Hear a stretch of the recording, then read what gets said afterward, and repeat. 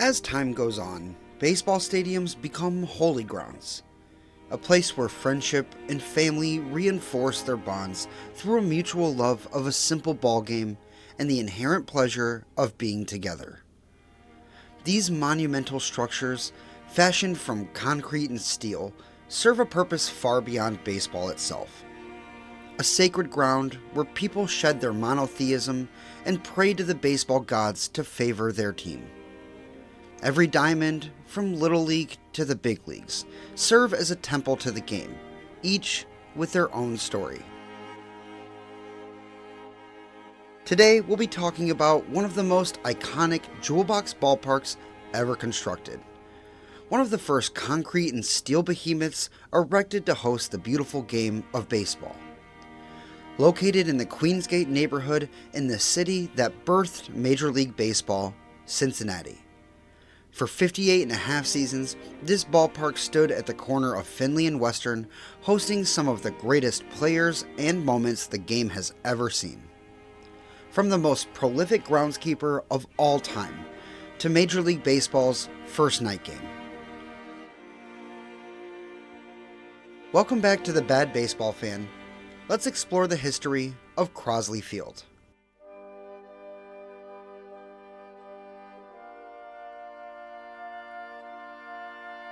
Before we jump in, I just want to thank you for being here and remind you to like, subscribe, and comment. Your engagement and support makes these historical explorations possible. Alright, let's begin.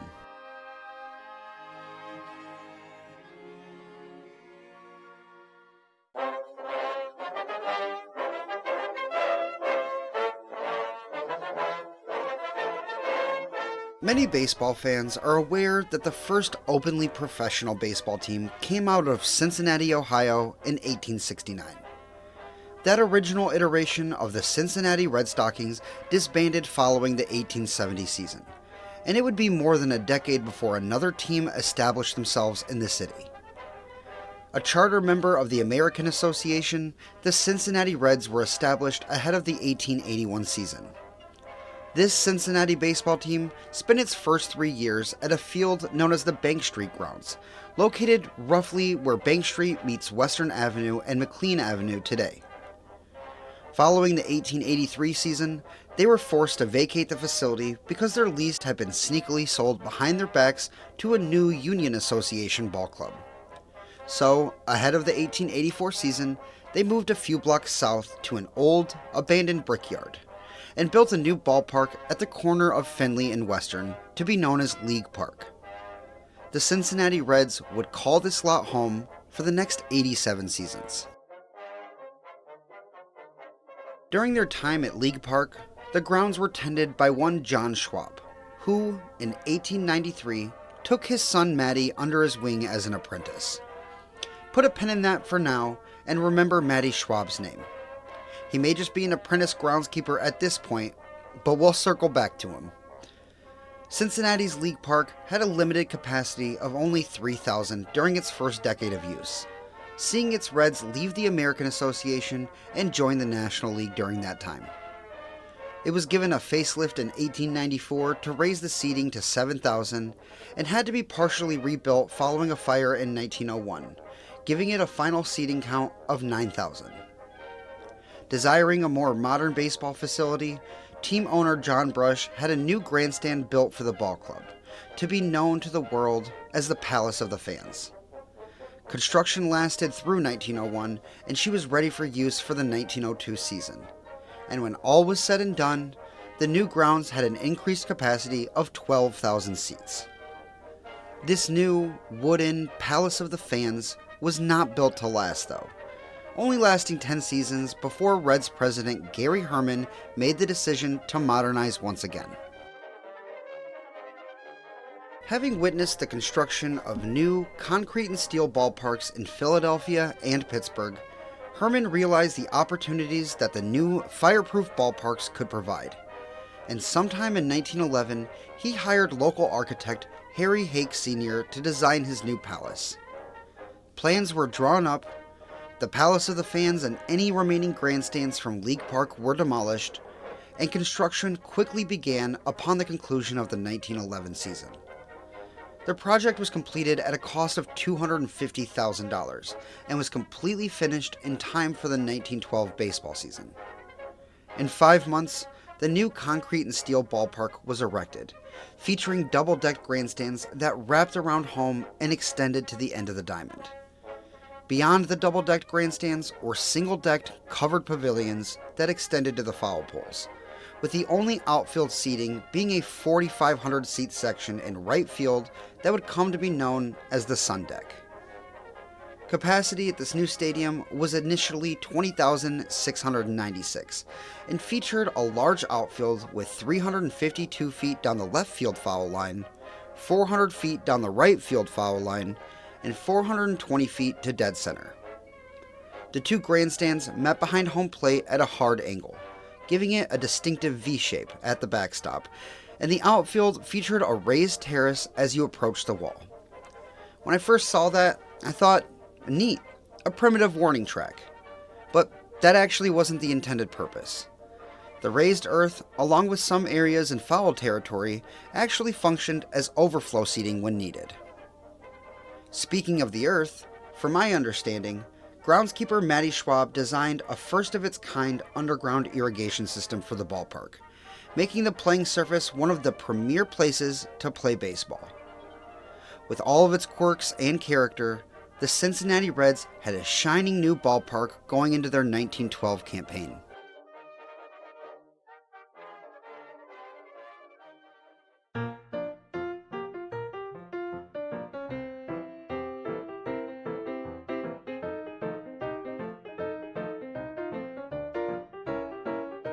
When the ballpark opened its gates on April 11, 1912, the Titanic was still on her lone voyage. Opening 9 days prior to Navin Field in Detroit and Fenway Park in Boston, Cincinnati's new ballpark was the third ever concrete and steel ballpark. An overcapacity crowd of 26,336 fans showed up to the still unnamed stadium to watch the Reds host the visiting Cubs. Down 5-1 going into the bottom of the fourth inning, the Reds put up a 6 spot to take a 7-5 lead.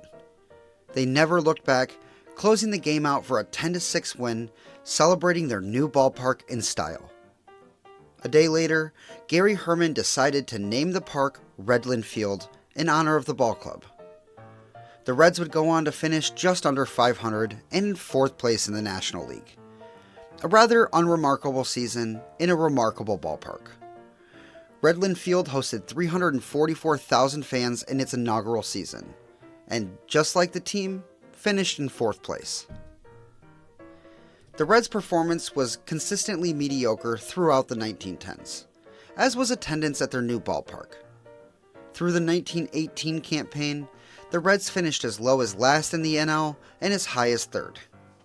Redland Field, in spite of being a state-of-the-art facility, struggled to bring in competitive attendance numbers, and finished as high as 4th place, but as low as last. As a matter of fact, 1914 saw Redland Field host an abysmal 100,791 fans across the season, even less than they would host during the war-ravaged 1918 campaign, when they saw 163,009 people enter the gates. Everything took a turn for the positive in 1919. Led by manager Pat Moran, the Reds finished the season with a 96-44 record and in 1st place, earning their first ever National League pennant. Attendance numbers took a huge jump, as for the first time since its inaugural season, Redland Field surpassed 300,000 fans for the year. Not only was this their first time hitting that mark in 6 years, but they also managed to pass the 400,000 mark and the 500,000 mark for the first time, hosting 532,501 fans across the year. Led at the plate by Ed Roush, who batted .321, and on the mound by Dutch Ruther, who posted a 19-6 record with a 1.82 ERA. They cruised to their first pennant, claiming it by 9 games over the New York Giants and earning themselves a spot in their first World Series. The 1919 Fall Classic was one of those rare World Series to be formatted in a best-of-9 style, with Redland Field hosting games 1, 2, 6, and 7. Cincinnati took 4 of the first 5 games, including their 2 at Redland Field, putting the Sox backs up against the wall. Chicago clawed back into the series, taking games 6 and 7 in Cincinnati before returning to Chicago for what would end up being the series-ending game. Hod Eller took the mound for the Reds and Lefty Williams for the Sox, with Eller getting the best of Williams, who was shelled in the first inning. Jumping out to a 5-run lead after 2 innings of work, Cincy sealed the deal and took the game 10-5. The Cincinnati Reds were champions of the world for the first time ever.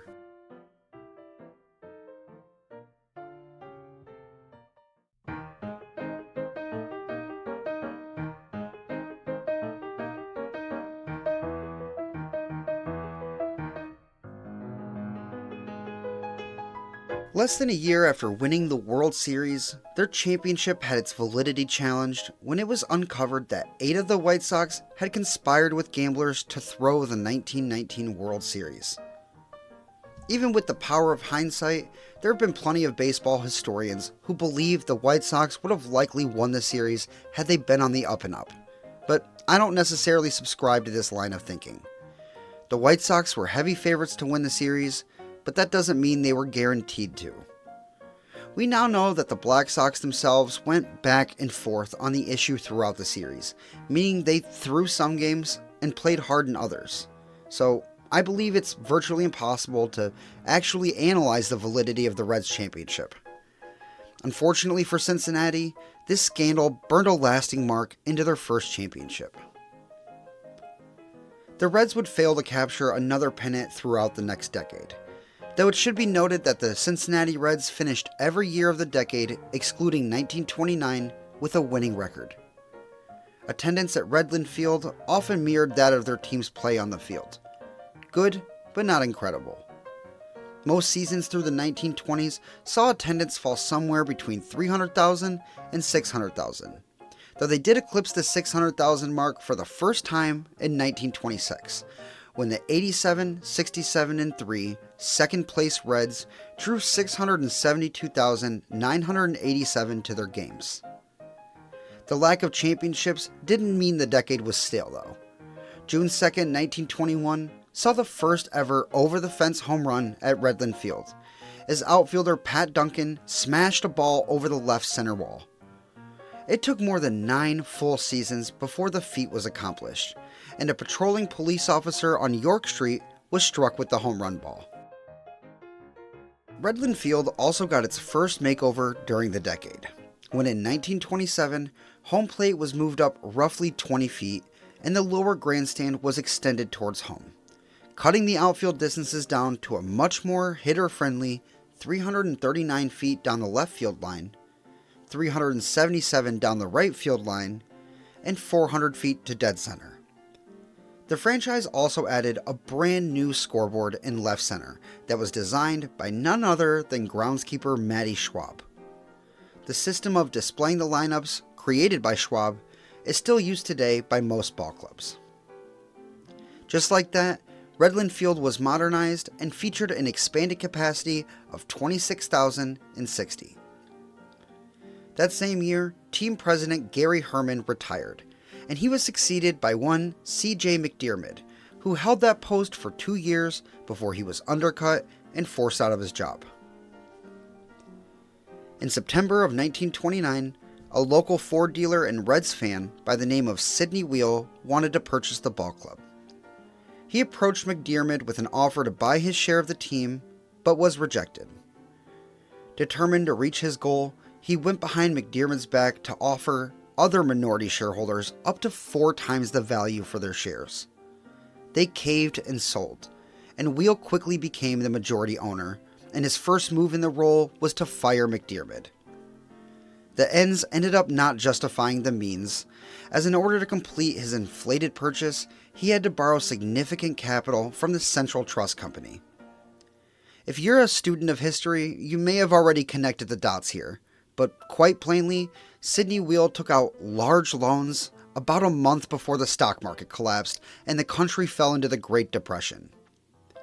Wheel was a team owner until 1933, spending his entire time with the team struggling to keep the ball club afloat.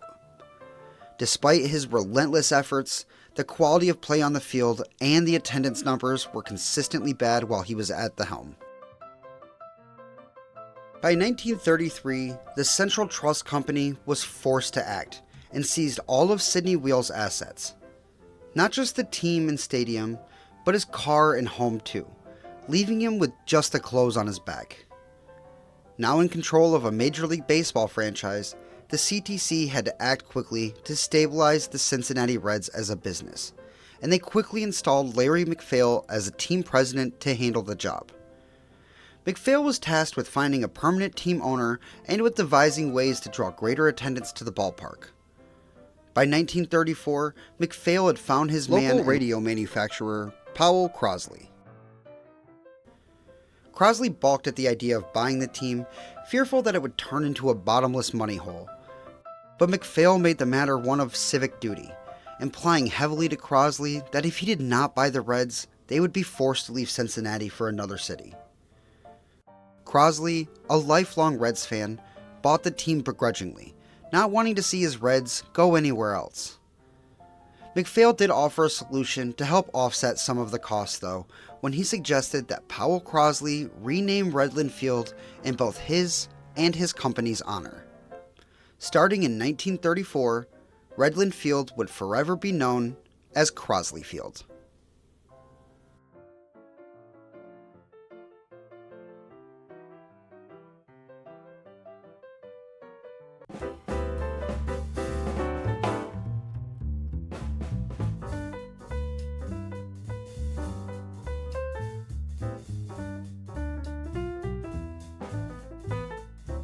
With the Cincinnati Reds getting a new owner and their ballpark being christened with a new name, drawing greater attendance became the primary focus of the front office. Larry MacPhail, charged with alleviating this issue, realized that offering night games to his fans could be an excellent way to draw attendance given working hours lasted through the day. Following the 1934 season, he managed to convince Crosley to spend $50,000 to install permanent lights at his ballpark.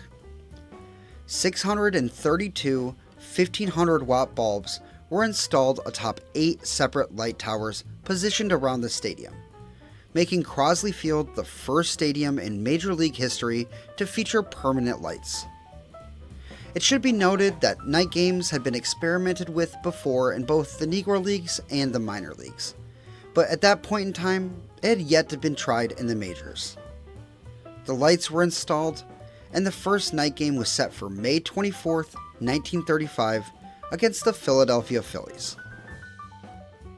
According to Norm King, in his fantastic article about the game for the Society for American Baseball Research, the day was one of celebration, with pregame festivities including fireworks and music. The festivities lasted until sundown, when President Franklin D. Roosevelt from the White House in Washington, D.C., pressed a telegraph button that illuminated Crosley Field with over 1 million watts of light. National League President Ford Frick threw out the first pitch, and in front of a crowd of 20,442, the first night game in Major League history was off to the races. Paul Derringer took the mound for the hometown Reds, facing off against the Phillies' Joe Bowman. Derringer went the distance, only allowing a run in the 5th, while his team scored a run in the 1st and 4th innings. The score would hold at 2-1, and the Cincinnati Reds would claim victory in that historic night game. This new late-night time slot did wonders for attendance at Crosley Field. In 1934, the Reds drew a measly 206,773 fans.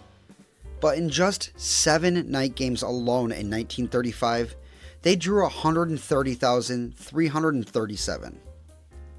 At the end of 1935, total attendance at Crosley Field had more than doubled from the year prior, landing at 448,247. I would also like to note that the Sun Deck was rebranded as the Moon Deck for night games. a fun little bit of stadium lore. The rest of the 1930s ended up being quite eventful for our little old ballpark. A little more than a year and a half after the first night game, Crosley Field was struck with catastrophe.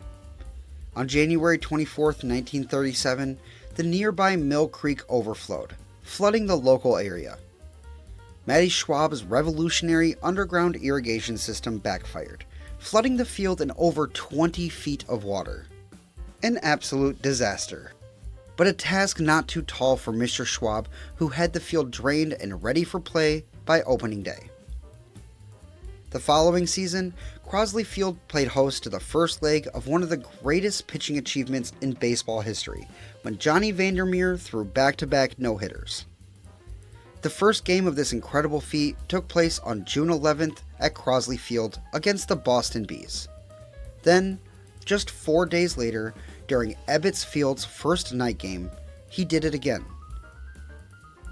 Less than a month after Vandermeer's no-hitters, Crosley Field had the honor of hosting Major League Baseball's 6th ever All-Star Game.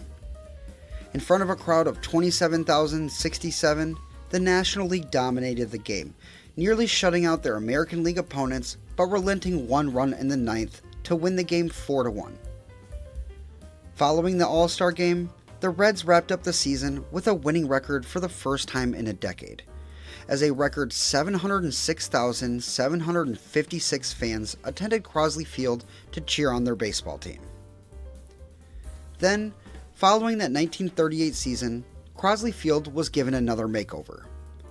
The single-deck pavilions that extended down the foul lines had an upper deck added, and pavilion seating was extended further into foul territory. Home plate was once again moved forward by roughly 20 feet, and going into 1938, the ballpark featured dimensions of 328 feet down the left field line, 366 feet down the right field line, and 387 to dead center. When they opened up the 1939 season, Crosley Field featured an updated capacity of 29,401.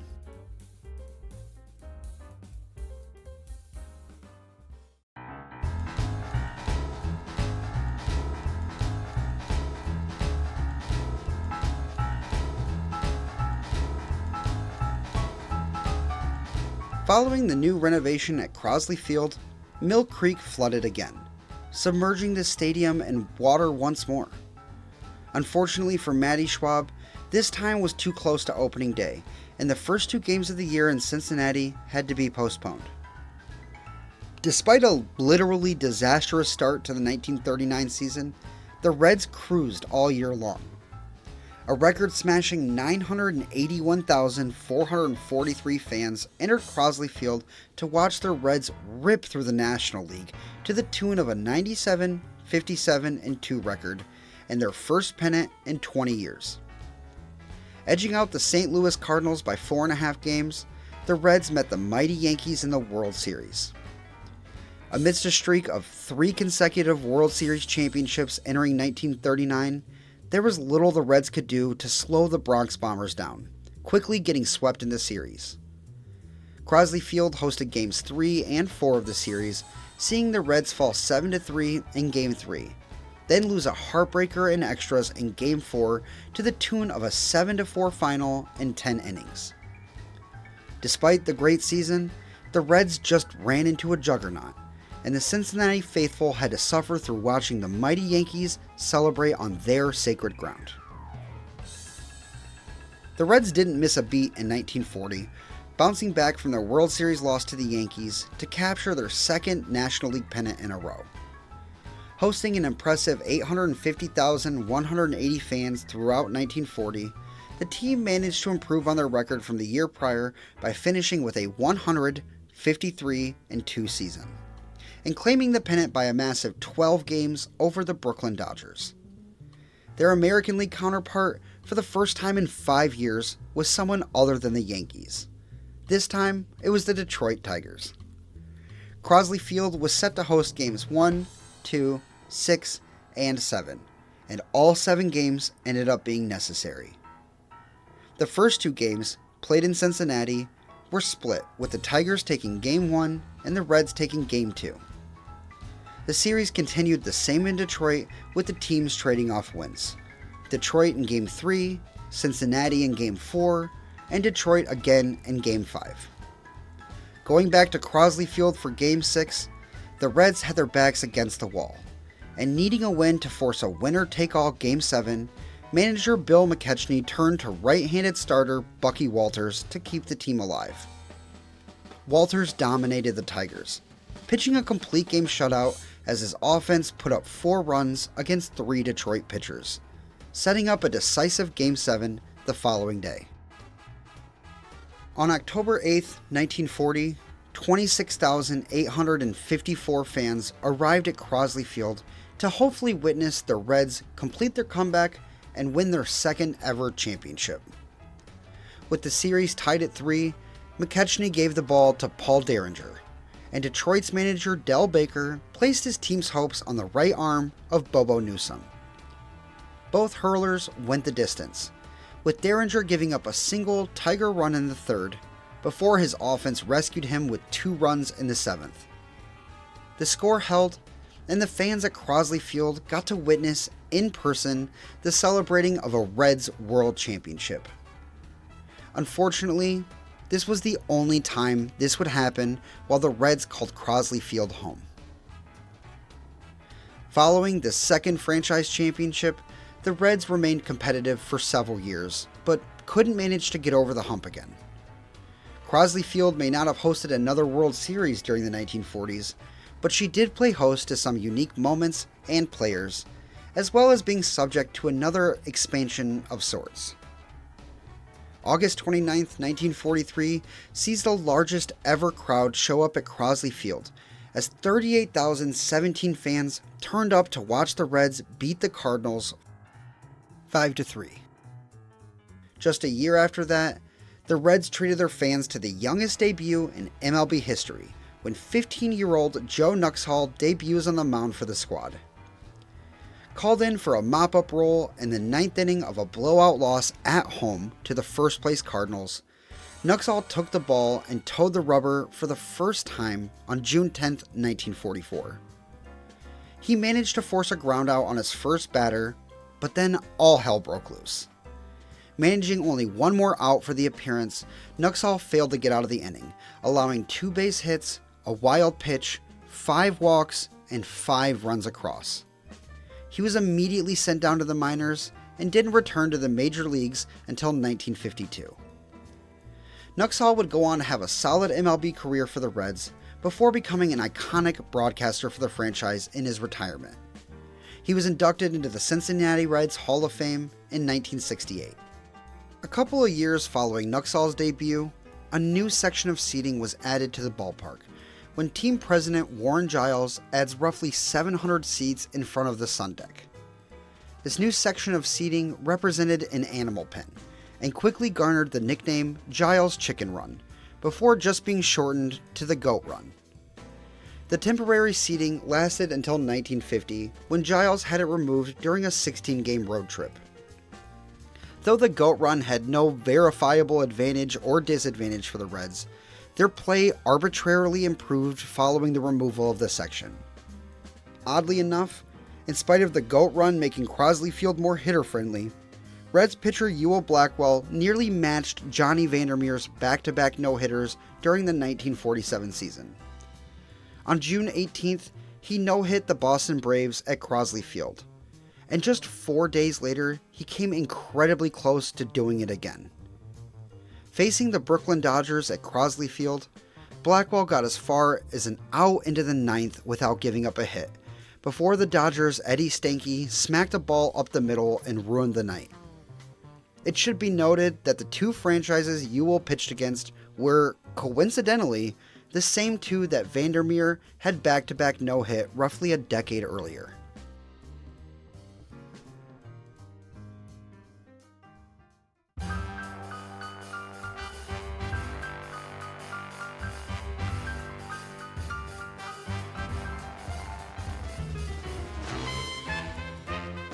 The Cincinnati Reds entered the 1950s wallowing in, at best, mediocrity. In 1951, team president Warren Giles left his post to become the president of the National League, and Powell Crosley promoted one Gabe Paul to team president. Within a year, Paul had decided to reinstall the GOAT run. The Reds featured several power-hitting prospects, including a left-handed Ted Kluszewski, and Paul believed the slightly shortened porch in right field could work to the Reds' advantage. While it's hard to discern if the GOAT run provided any real advantage at all, the Reds did objectively hit with more power throughout the decade, and it's quite likely that the GOAT run helped contribute to that. The year after the GOAT run was reinstalled, Crosley Field was awarded with the 20th MLB All-Star Game. On July 14, 1953, 30,846 fans packed into the ballpark to witness the best ballplayers from each league take each other on. Eerily similar to the 1938 Midsummer Classic, also hosted by Crosley Field, the National League took a shutout into the ninth before giving up a single run and closing the game out. This time, instead of a 4-1 National League victory, the margin was instead 5-1. This was the last time that the MLB All-Star Game would be held at Cincinnati's grand, intimate ballpark. 1956 saw the Cincinnati Reds smash 221 home runs as a team, establishing a new MLB single-season team record for home runs. It's quite possible that the shortened fence in right field contributed to this record, but in spite of that, just a year after setting that record, Gabe Paul had the GOAT run removed ahead of the 1958 season. Reds fans had widely believed that the GOAT run was a net negative for the team, and following a trade of Ted Kluszewski in 1957, it had little further use to the ball club. It was quickly removed with little pomp and circumstance. 1956 and 1957 were the only years through the decade that the Reds finished with a winning record, and the fans repaid them with attendance. 1956 was an exciting year as rookie Frank Robinson won the Reds' first Rookie of the Year award, and it was the first time that Crosley Field passed the million mark with 1,125,928 fans attending games. Then, they did it again in 1957, with 1,070,850 fans coming to Crosley Field. 1957 also saw the scoreboard replaced with an enormous 58-foot-tall Art Deco-style scoreboard that would become a key feature of the ballpark.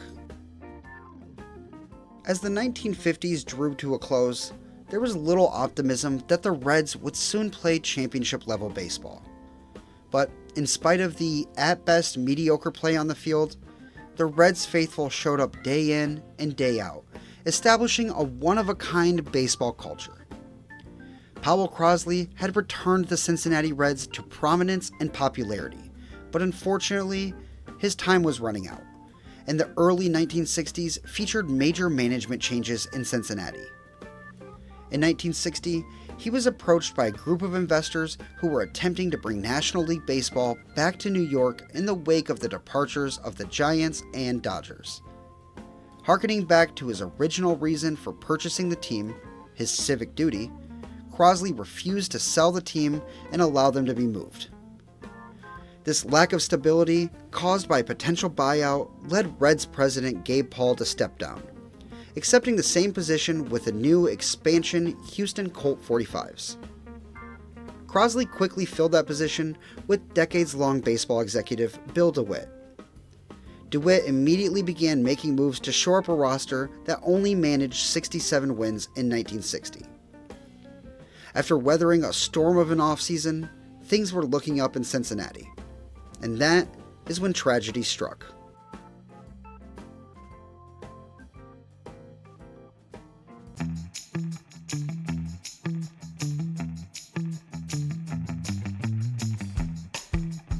On March 28, 1961, the Cincinnati Reds family suffered the loss of their decades-long owner, Powell Crosley, who suffered cardiac arrest and died. The ownership hole was filled by the newly arrived Bill DeWitt, who, over the course of the season, bought up all of the Reds stock, eventually becoming the sole owner of the franchise. And in spite of the tragedy on the onset of the season, DeWitt's leadership paid off quickly. A team that was abysmal for the duration of the 1960 season exploded in 1961. They finished the season with a 93-61 record and claimed their first National League pennant since they won it all in 1940. Superstar right fielder Frank Robinson won the first MVP of his Hall of Fame career, and Crosley Field hosted over 1 million fans once again, with 1,117,603 fans attending games, watching their team win once again. Earning themselves a spot in the 1961 World Series, they were pitted against the M&M Yankees, who had just dominated the American League with 109 wins, taking the league by 8 games over an excellent 101-win Detroit Tigers. The Yankees were an absolute juggernaut that season, as evidenced by their 109 wins. They were led on the mound by a dominant Whitey Ford, who finished the year with a 25-4 record, 3.21 ERA, and the Cy Young Award. At the plate, as many of you know, the Yankees outfield duo of Mickey Mantle and Roger Maris spent the duration of the season chasing Babe Ruth's home run record. Maris would accomplish the feat and win the league's MVP award, while Mantle had one of the best seasons of his legendary career, smashing 54 home runs himself and collecting a massive 10.5 WAR for the season. The M&M boys had one of the greatest combined seasons from a pair of teammates in baseball history, and paired up with the AL Cy Young winner, presented a David and Goliath matchup for our Cinderella Reds.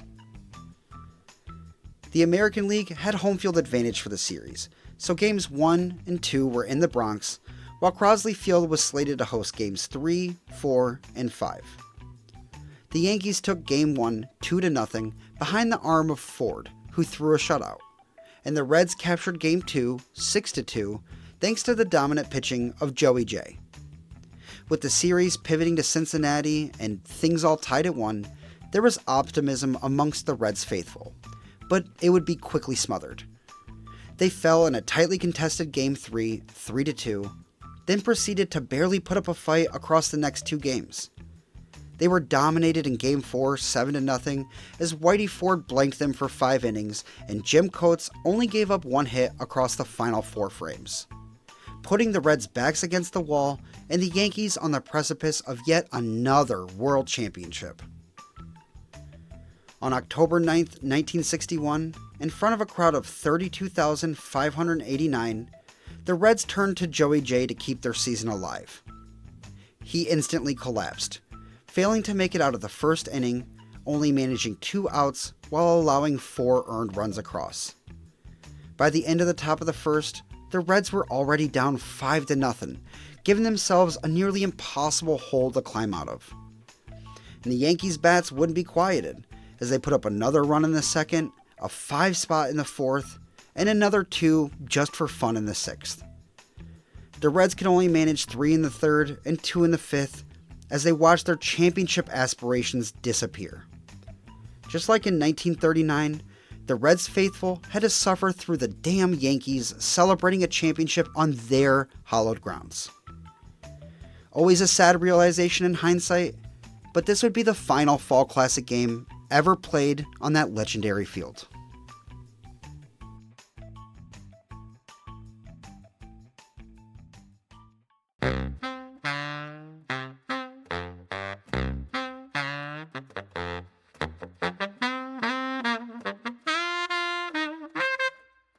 The Reds remained consistently good through the early 1960s, but they never managed to snag another pennant, finishing as close as 3rd in 62 and 2nd in 64. Attendance was consistently between 800,000 and 1 million, with Crosley Field surpassing the 1 million fans mark once again in 1965. An influx of young talent gave rise to hopes for the future as super utility player Pete Rose grabbed the Rookie of the Year award in 1963 and third baseman Tommy Helms matching the feat in 1966. Tony Perez made his debut during this time, and little by little, the Big Red Machine started to be built. While all this excitement was built on the field, a monumental changing of the guard occurred in 1963 when head groundskeeper of 60 years, Matty Schwab, retired. His grandson, Mike Dolan, filled his shoes for the rest of Crosley Field's tenure. Matty Schwab, in my opinion, is the most prolific groundskeeper of all time. You might be wondering why he was succeeded by his grandson and not his son, and that would be because his son, Matty Jr., would go on to be the head groundskeeper at the Polo Grounds, and then at Candlestick Park once the Giants moved out west. His brother Leonard, who apprenticed under him at Crosley Field, would go on to be the head groundskeeper at Ebbets Field in Brooklyn. The Schwab family is verifiable groundskeeping royalty. Matty Schwab developed a groundskeeping coaching tree that permeated the sport. Speaking of permeating, among his great accomplishments were the development of an underground irrigation system, as well as the modern layout of the scoreboard. He also developed the modern bases with their posts that stick into the ground. Matty Schwab was quietly one of the most influential figures in baseball history, working until the ripe age of 83 years old. He was inducted into Cooperstown in 2017. By the mid-1960s, Crosley Field was genuinely showing her age, and her limited seating capacity was showing some financial limitations. The city of Cincinnati wanted a new stadium, and with Paul Brown attempting to create a new iteration of the Cincinnati Bengals NFL team, thoughts started drifting towards a new multi-purpose stadium. Approval for this stadium was quickly passed, and construction just off the Ohio River began on February 1st, 1968. The state-of-the-art stadium was built for less than $50 million and was expected to be ready for the 1970 baseball season. Crosley Field would say its goodbye to the baseball world at the conclusion of the 1969 campaign. The 1969 season was somber for Reds fans, but as the season moved along, it became apparent that the new ballpark wouldn't be ready in time for the 1970 season. Crosley Field would not be vacated following 1969. Rather, the abandonment was set to take place in June of 1970. As the sun began to set on the stadium's tenure as a major league venue, she offered one more baseball first for us all to enjoy. Prior to that season, saves were made an official stat, and on April 7, 1969, the Dodgers' Bill Singer pitches 3 scoreless innings against the Reds to earn the first ever official save. The Reds would go on to have a solid final full season at Crosley Field, finishing the year 89, 73-1 and in third place in the National League.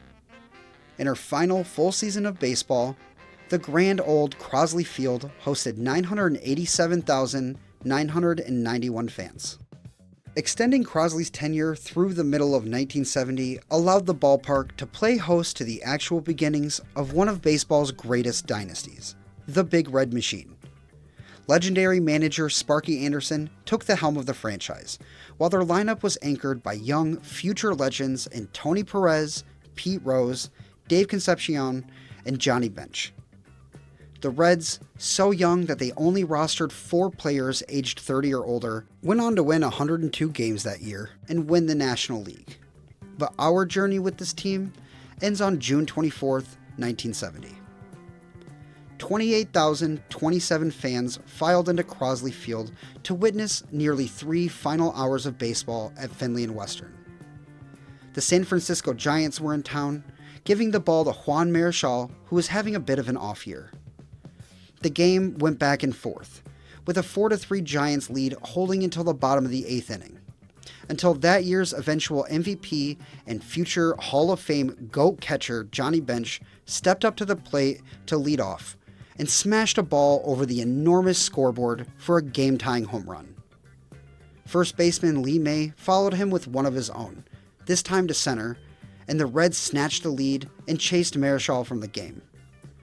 Wayne Granger came in to slam the door in the top of the 9th and closed Crosley Field out in style, the final batter being one Bobby Bonds, who grounded the ball back to Granger. Fans stayed late into the night to send their dear old ballpark off into the sunset, belting out renditions of Auld Lang Syne, God Bless America, and Good Night Sweetheart with the organist. Mike Dolan dug up home plate and gave it to Mayor Eugene Ruhlman, who had it taken by helicopter to Riverfront Stadium to be buried. And just like that, 58 years of baseball at Crosley Field and 86 years at Findlay and Western came to an end.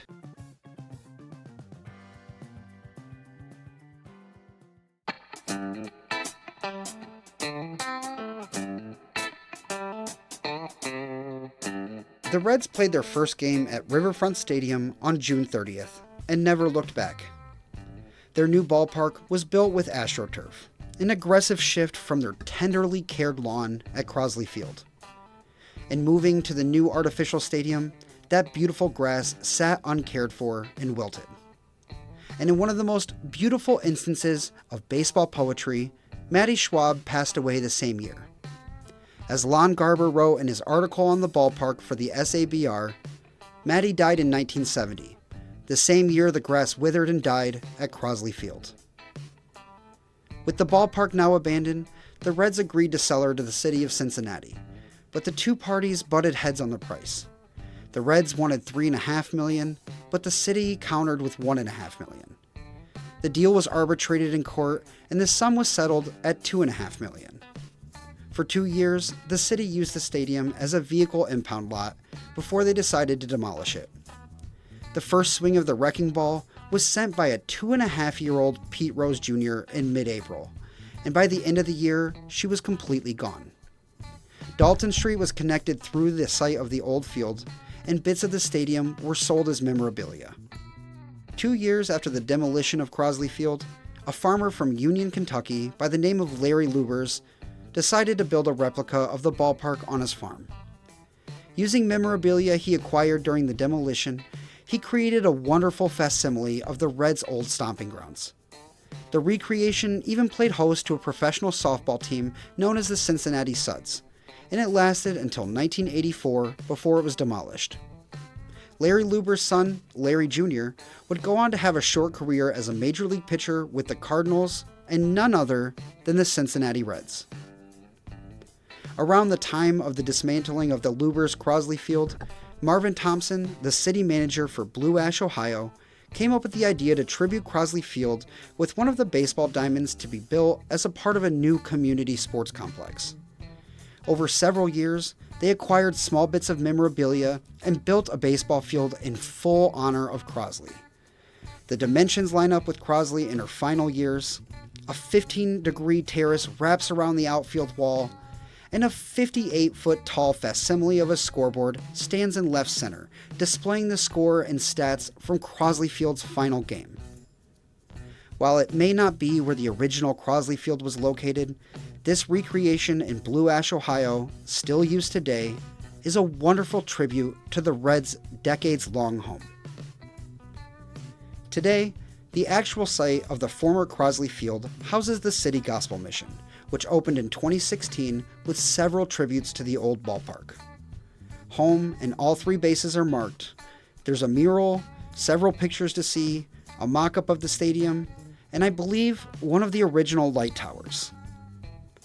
After the city quickly demolished the stadium, the lot was rebuilt into a business park with little to no mind that baseball had been played there for so long.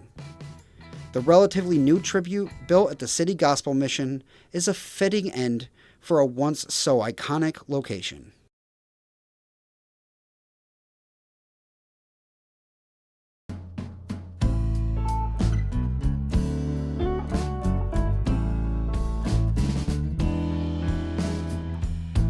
Crosley may have hosted the Reds from 1912 through 1970, but they were far from the only team to call Crosley home.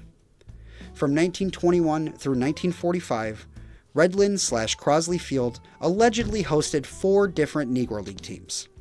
First, the Cuban Stars in 1921, who played in the Negro National League and finished the year with a 29-40-1 record and in 7th place. More than a decade and a half later, the Cincinnati Tigers of the Negro American League played just the 1937 season, finishing in 2nd place and with a 35-19-1 record. 5 years on from that, the 1942 Cleveland-Cincinnati Buckeyes spent part of the year in Cleveland and part of the year in Cincinnati, winning the Negro American League with a record of 39-21-1.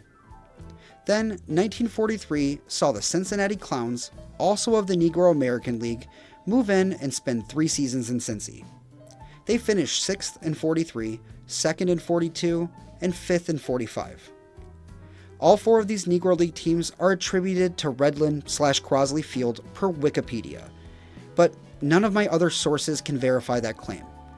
If anybody watching this video knows anything about where any of these ball clubs played, I'd greatly appreciate a clarification in the comments. Baseball wasn't the only major sport played at Crosley Field, as she hosted 2 different professional football franchises during her life. The first, from 1933 to 1934, were called the Cincinnati Reds. They went 3-6-1 in 1933, then lost the first 8 games of 1934, before folding for financial reasons. This short-lived NFL franchise is one of the least successful in the league's history. A few years later, in 1937, the first iteration of the Cincinnati Bengals moved into Crosley Field as a member of the second iteration of the American Football League. The league folded following the season, a year in which the Bengals finished with a measly 2-4-2 record.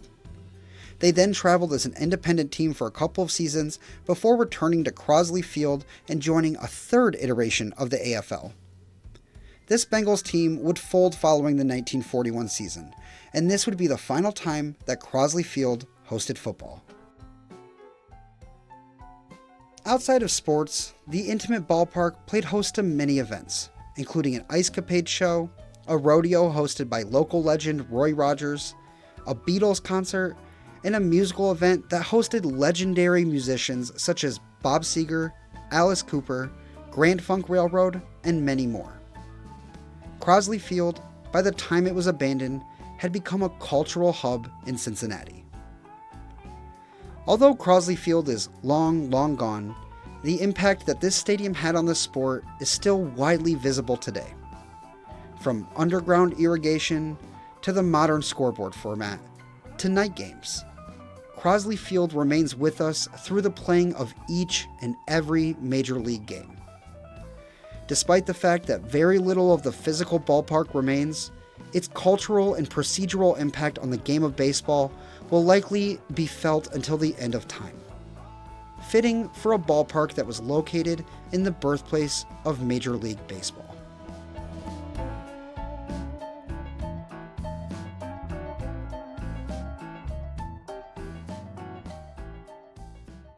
Thank you all for joining me as we explored the rich history of Crosley Field. I hope you found as much value in watching this documentary as I found in making it. These ballparks have such profound impacts on the development of culture and history, and exploring them allows me, and hopefully you, to tap into this and feel connected to that history. Don't forget to like the video and subscribe to the channel, and check out my other works for more like this. If you're a Reds fan, drop a comment about your favorite Red of all time. If you're not a Reds fan, leave a comment anyways just to help out. If you want more ways to contribute to the Bad Baseball Fan, we have memberships available, so click the join button if you're interested. And we also have merch available, so consider buying some of that and repping your favorite baseball YouTuber. Anyways, thank you for being here, and remember, if you like baseball, like this video and subscribe for more.